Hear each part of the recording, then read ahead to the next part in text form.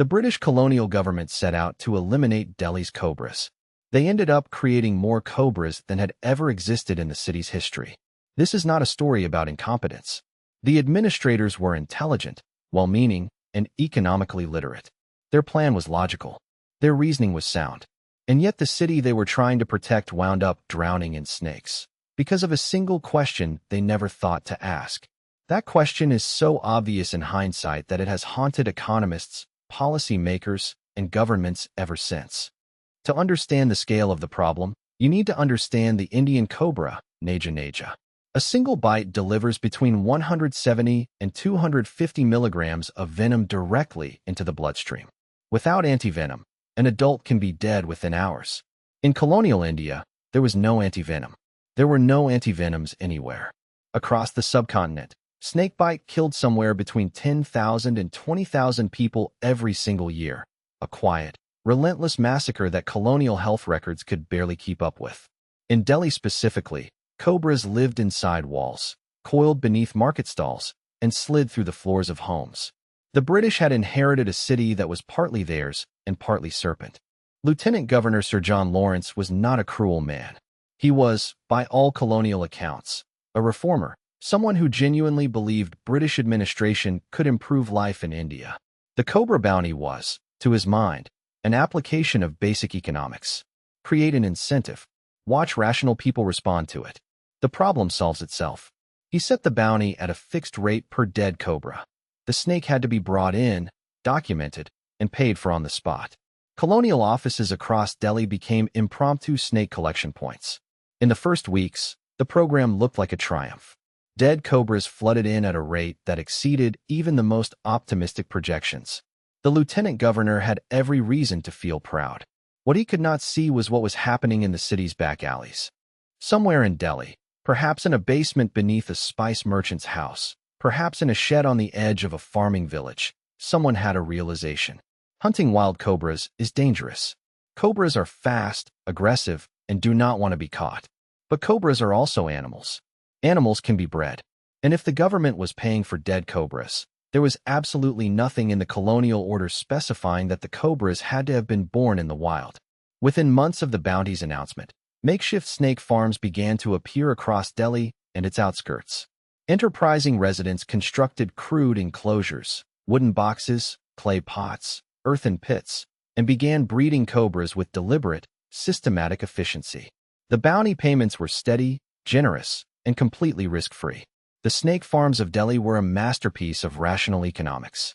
Cobras, like all reptiles, lay clutches of eggs, and with adequate food and shelter, a captive breeding pair could produce dozens of offspring within a single season. Historians estimate each breeding operation could generate significant income, entirely legally, funded by the colonial treasury. The farmers did not think of themselves as criminals. They had found a gap in a government program and stepped into it with remarkable entrepreneurial speed. By the end of the program's first year, the number of dead cobras being redeemed at colonial offices was so high that it had quietly outpaced any plausible estimate of Delhi's wild cobra population. The numbers, for anyone paying attention, simply did not add up. A colonial inspector sent to audit the bounty payments notices something wrong. The dead cobras arriving at collection points are too uniform. Wild snakes carry scars, parasites, and the particular irregularities of an animal that has survived in nature. These cobras are pristine. They are well fed. Their scales carry no marks of the dust and rock of Delhi streets. The inspector files a report, then another. Then a full investigation is ordered. What the colonial administration discovers confirms their worst suspicions. The majority of cobras being redeemed for bounty payments have been purpose-bred on private snake farms scattered across the city and its surrounding villages. The program has not been reducing the cobra population. It has been funding the largest cobra breeding operation in the history of Delhi. The colonial administration cancels the bounty program immediately. The decision seems self-evident. Stop paying for snakes, and the snake farms lose their entire reason to exist. The farms will simply close. The cobras will disappear. Order will be restored. What the administrators fail to model, what simply does not occur to them, is the question of what the farmers will do with the cobras they already own. Cobras that are now, as of the cancellation announcement, worth exactly nothing. You cannot eat them. You cannot sell them. You cannot keep feeding them indefinitely. There is only one thing left to do with a cage full of worthless cobras. The farmers open the doors. Potentially hundreds of thousands of cobras, bred in captivity, habituated to human presence, and utterly unafraid, flood the streets, markets, gardens, and homes of Delhi simultaneously. Wild cobras avoid humans where possible. These cobras have never learned to. They slide under doors, into kitchens, across sleeping children. Delhi in the weeks following the cancellation is not safer than it was when the bounty program began. It is catastrophically more dangerous. The cobra population of the city is now significantly larger than it was before the program began. The government's cure has manufactured a disaster that dwarfs the original disease. The British colonial administration, in its attempt to eliminate Delhi's cobra problem, has instead created the Delhi cobra crisis. In 1902, roughly 35 years after Delhi, the French colonial administration in Hanoi, Vietnam, is staring down a rat infestation of terrifying proportions. So the French implement a solution that by now should feel familiar: a bounty for rat tails. Within days, Vietnamese farmers and city dwellers discover the same logical gap the Delhi snake farmers had found decades before. Cut off the tail. Release the rat. The rat lives, keeps breeding, and produces more tails. Some Vietnamese entrepreneurs begin importing rats from surrounding villages. According to historian Michael Van's 2003 account of Rats, Rice, and Race, bringing more rats into the city to collect the bounty faster. When the French cancel the program, they release teeming rat populations back into the city, leaving the infestation worse than it began. In 2001, German economist Horst Siebert publishes a book called Der Cobra Effect, The Cobra Effect. He reaches back to the Delhi bounty disaster as the perfect illustration of a principle he has identified as one of the most dangerous forces in economic policy: the incentive that destroys itself. Siebert's term enters academic literature, policy schools, and business curricula worldwide. Harvard Business School begins using the Cobra story in case study programs. Behavioral economists point to it as the textbook example of the law of unintended consequences.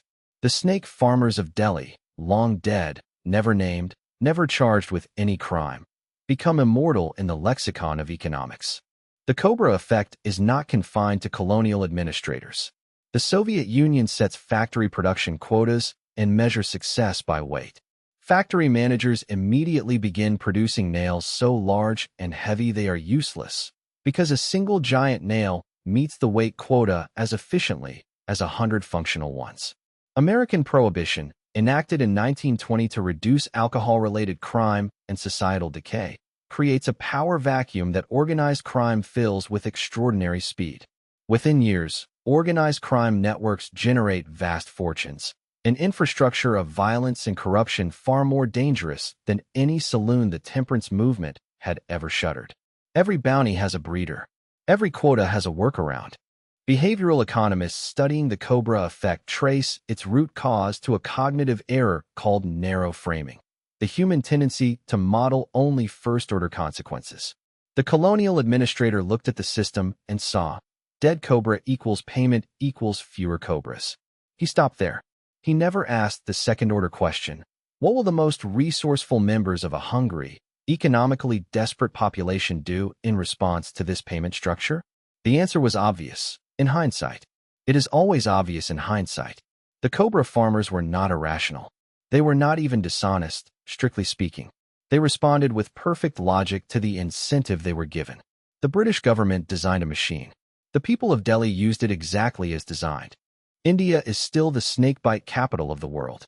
The World Health Organization estimates that approximately 50,000 Indians die from snakebite every single year, nearly half the entire global total. The cobras remain.